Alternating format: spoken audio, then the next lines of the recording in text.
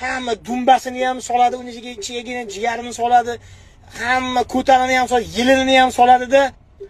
90% buxanka non ekan. Uni piyoz bilan to'g'rab, bir narsalar qilib, qumaloq qilib, haligi hasharchilarga arzon tushsin deb bir 50 ming so'mga qilgan o'sha 30 ta 40 ta shashlik yaratganda bir amallab. Bir narsa qilib uni siqqa ilgan endi uni tuxumga botirgan, uni kilaydiganda xullas. Men aytdim, "Puh qo'yib aka" dedim, qorin tatalab ketdi.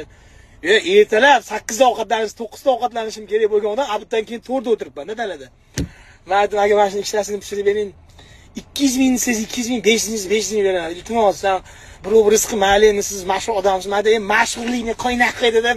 "Shashi ber bidanasi" deb.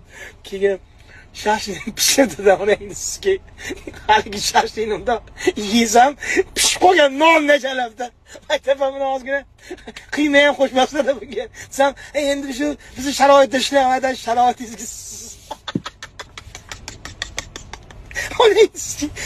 kelguncha uydagilar so'kib keldim. Pitarazlar sallaga uyda nima yetmaydi?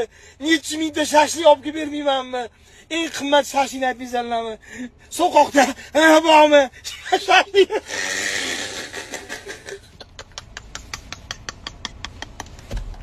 Voy bilan.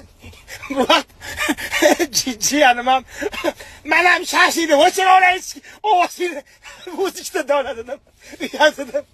Kalla go'shtiga bo'lgan.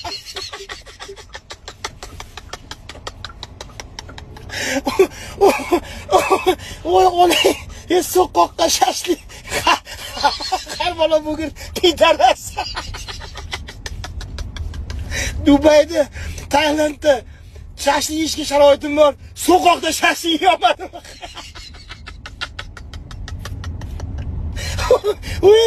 O'ldi. Voy bila. Kechagi kun